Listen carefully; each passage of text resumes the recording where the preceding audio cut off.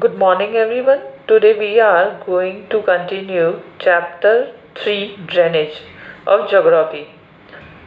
Before starting another points of this chapter, let's revise previous points or topics of this chapter. First we read about drainage, the river system of an area.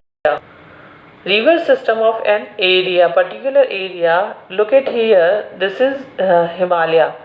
Ganga originates from Gangotri glacier and run from there and merge it into Bangladesh. Bangladesh enter in Bangladesh and drained into Bay of Bengal. This is drainage basin and this is also main course of river Ganga. Drainage basin, an area drained by a single river system.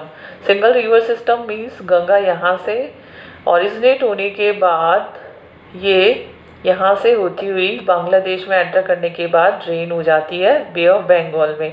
तो ये इसका drainage basin है। इसी तरह से water divide and upland area separating two drainage basin, जहाँ पे कोई भी elevated area single river system को ब्रेक करता है divided into two parts, more और टू पार्ट्स, वो क्या कहलाता है? वाटर डिवाइड कहलाता है। लास्ट टाइम हमने ये पढ़ा था कि जो मेजर ग्रुप्स हैं इंडियन रिवर्स के वो दो हैं। ये फर्स्ट है हिमालयन रिवर्स और नेक्स्ट है सेकंड है पेनिनसुलर। पेनिनसुलर स्टार्ट होता है फ्रॉम दिस एरिया, यहाँ से ये सेंट्रल हाईलैंड्स है और इसके बाद ये नीचे डेक्कन प्लेटू है। अब हम पहले बात करेंगे, first we'll talk about Himalayan reverse.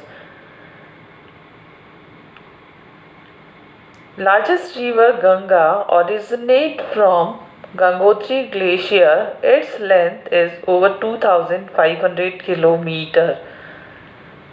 Headwater stream of river Ganga is Bhagirathi, fed by Gangotri glacier, joined Alaknanda at Devprayag. Devprayag में आने के बाद ये अलकनंदा को ज्वाइन करती है जो कि उत्तराखंड में है। ये नदर्न प्लेन है। नदर्न प्लेन में आ जाने के बाद इसे बहुत सारी अनादर ट्रिब्यूटरीज ज्वाइन कर लेती हैं। Another Himalayan river is river Indus. Look at here. Here is Lake Mansarovar. Mansarovar से इंडस ओरिजिनेट होती है, इंडिया में एंटर करती है लद्दाख से और उसके बाद जम्मू कश्मीर से होती हुई वो पाकिस्तान में चली जाती है। उसका जो लेंथ है वो 2900 किलोमीटर है, लेकिन लॉन्गेस्ट रिवर इसलिए नहीं कहलाती है क्योंकि इसका मेन कोर्स इंडिया में बहुत कम है। Another Himalayan river is Brahmaputra river. Same Brahmaputra river same Mansarovar lake से ओरिजिनेट होती है, rises in Tibet east of Mansarovar lake. लेकिन आप अगर देखते हैं तो ये वाला जहाँ से वो राइज होती है, दिस इज ब्रह्मपुत्र रिवर। ये पैरेलल टू द हिमालय, ये चाइना वाले पार्ट से ड्रेन होती हुई इंडिया में एंटर करती है। अरुणाचल प्रदेश से ये यू टर्न लेती है, इंडिया में एंटर करती है और उसके बाद ये यहाँ से बांग्लादेश में होती हुई गंगा के साथ मर्ज हो जाती है और drain into Bay of Bengal.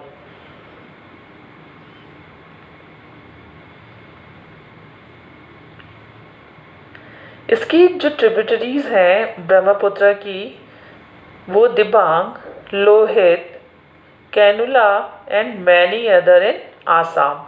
ये वाला जो एरिया है, यहाँ की जितनी भी स्ट्रीम्स और ट्रिब्यूटरीज हैं वो ब्रह्मपुत्र में मर्ज होती है। वहीं पे अगर आप यहाँ गंगा में देखते हैं तो गंगा में यमुना भी यमुनोत्री ग्लेशियर से ओरिजिनेट होने के बाद इस जगह पे गंगा के साथ मर्ज हो जाती है। वहीं शारदा है, घग्गर, सोन, गंडक, कोसी, ये सारी गंगा में ही मर्ज हो जाती है, यानी मेन कोर्स कौन सा हुआ, मेन कोर्स गंगा का हुआ। इसके अलावा जो ये पेनिनसुलर रिवर्स हैं, आप इधर देख रहे हैं सोन, बेटवा, चंबल, ये भी गंगा में मर्ज हो रही है, यानी इसका भी मेन कोर्स में गंगा के साथ ये मिलने के बाद आगे बढ़ जाती हैं। गंगा की ट्रिब्यूटरीज हैं Yamuna, Ghaggar, Gandak, Kosi. Joined by its all tributaries, the Ganga River enters Bangladesh, where it is joined by Brahmaputra River. Both the rivers means Ganga and Brahmaputra, form Sundarban, the largest and fastest growing delta in the world. क्या आप जानते हैं कि इसे सुंदरबन क्यों कहा जाता है? Because of its Sundari trees, types of trees हैं वो वहाँ पे सुंदरी के नाम से हैं, तो इसी वजह से उसका नाम सुंदरबन डेल्टा रखा गया है। रॉयल बंगाल टाइगर वहीं पे पाए जाते हैं। अब हम बात करते हैं पेनिनसुलर रिवर्स की।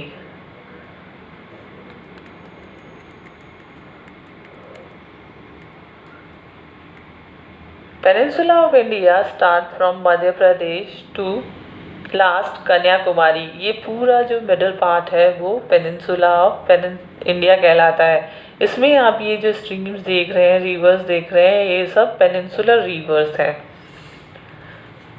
पेनिनसुलर रिवर्स रेनफेड रिवर्स होती हैं, यानी डिपेंडेंसी उनकी किस पे होती है, रेन पे। और जो हिमालयन रिवर्स होती हैं वो पेरेनियल रिवर्स होती है, यानी उसका वाटर सोर्स क्या होता है, melted of snow, rain and melting of snow. Glacier पिघलने से, बर्फ पिघलने से जो अवेलेबिलिटी ऑफ वाटर है वो प्लस रेन वाटर भी उसमें आता है। पेनिनसुलर रिवर्स, नर्मदा, देखिए आप ये नर्मदा, तापी, गोदावरी, कृष्णा, तुंगभद्रा, कावेरी, महानदी, ये जितनी भी आपको दिख रही हैं, चाहे वो वेस्टर्न घाट से हो चाहे वो ईस्टर्न घाट से हो, ये रिवर्स पेनिनसुलर रिवर्स हैं। अभी हम शॉर्टली इस पे भी एक नज़र डालते हैं। Narmada basin formed by Narmada river, इसका सोर्स है Amarkantak hills, Madhya Pradesh and falls into the Arabian sea. ये देखिए आप इस मैप में अगर देखते हैं तो रिवर नर्मदा का जो सोर्स है मध्य प्रदेश, यानी एमपी से अमरकंटक से ऑरिजिनेट होके इसका मेन सोर्स जो ड्रेनेज बेसिन है वो वेस्टर्नली फ्लो है, यानी वेस्टर्न साइड में ये ड्रेन होती है और फिर उसके बाद ये अरेबियन सी में मर्ज हो जाती है। Tapi basin formed bye Tapi river, इसका जो सोर्स है वो सतपुरा हिल्स हैं। सतपुरा रेंजेस से ये बैतूल डिस्ट्रिक्ट से ओरिजिनेट होती हैं और फिर उसके बाद इसमें अरेबियन सी में सबमर्ज हो जाती है। ये नर्मदा और Tapi, these only two rivers submerge into Arabian sea. ये आपको ध्यान रखना है, दिस इज़ इम्पॉर्टेंट क्वेश्चन, कि कौन सी ऐसी दो नदियां हैं जो अरेबियन सी यानी वेस्ट साइड मर्ज होती है, तो आपको नर्मदा और तापी ध्यान रखना है। Godavari basin formed bye Godavari river, ये लार्जेस्ट पेनिनसुलर रिवर है जो दक्षिण गंगा के नाम से भी जानी जाती है। Mahanadi basin formed by Mahanadi, इसका सोर्स है highlands of Chhattisgarh and flows through Odisha to reach the Bay of Bengal. Krishna basin formed by Krishna River. Rivers from a spring near Mahabaleshwar and drain into the Bay of Bengal. Same Kaveri Basin formed by Kaveri River. Brahmagiri range of the Western Ghat reaches the Bay of Bengal, यानी Western घाट से ये originate होने के बाद ये कहाँ पहुँच जाती है, बे ऑफ बंगाल, यानी इसका जो ड्रेनेज है वो ईस्टर्ली फ्लो होने की वजह से वो ईस्टर्न साइड में जाती है और बे ऑफ बंगाल में गिरती हैं। अनदर पेनिनसुलर रिवर में ब्राह्मणी, बैतरनी, दामोदर, सुवर्णरेखा एक्सेट्रा। अभी हमने किसके लिए पढ़ा, हमने Himalayan reverse and peninsular reverse के लिए पढ़ा। अब हम बात करते हैं लेक्स की। क्या आप जानते हैं कि जो अवेलेबिलिटी ऑफ वाटर है एंड ऑन द अर्थ, यानी होल अर्थ पे जो पानी है वो कितना है, 97%। 97% में से ओनली 3% वाटर फ्रेश वाटर है। Fresh water available on only 3%। 3% में से भी हम जो यूज़ करते हैं, वाटर विच वी यूज़, वो 1% वाटर है। 1% में से भी मोड ऑफ, अब इसमें से भी lake, pond, river, glacier in the form of icebergs, different mode में होने की वजह से हम सारे को यूज़ नहीं कर पाते हैं। हम जो यूज़ करते हैं वो अब 75% ही रह गया है। उसका रीज़न है क्योंकि जो फ्रेश वाटर है वो धीरे धीरे पॉल्यूट होता जा रहा है।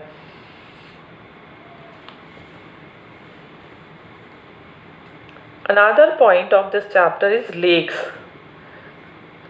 लेक्स यानी झीलें।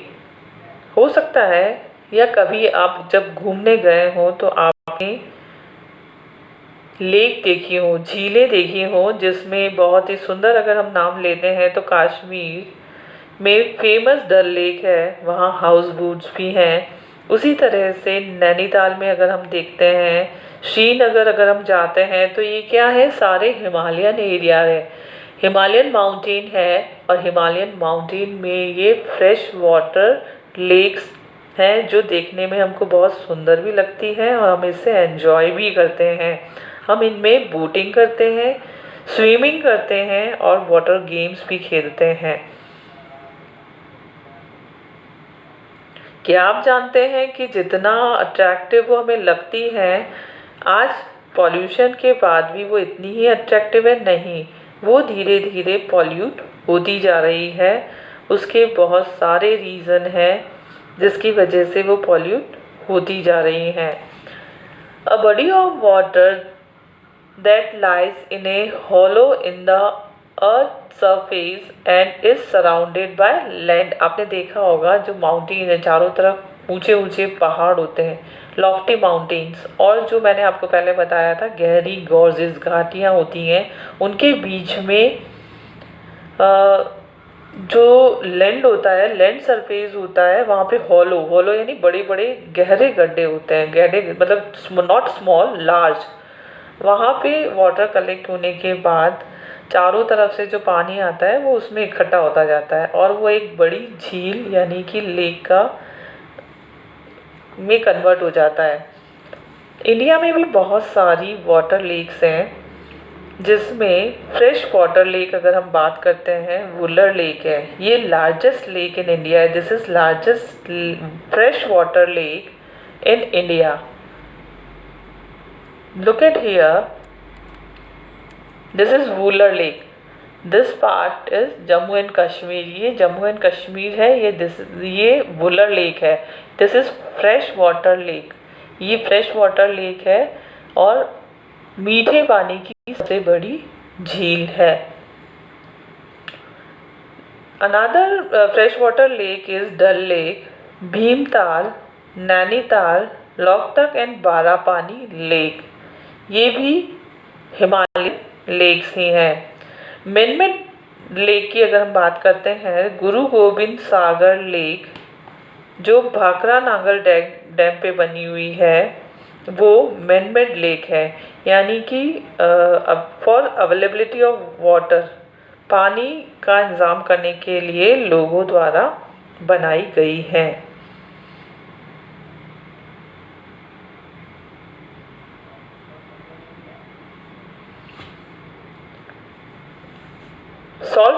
वाटर लेक्स और लगून्स, इसके एग्जाम्पल है Chilika lake, Pulicat lake, Kolleru lake. Chilika lake अगर हम देखते हैं तो आप इस मैप में देखिए,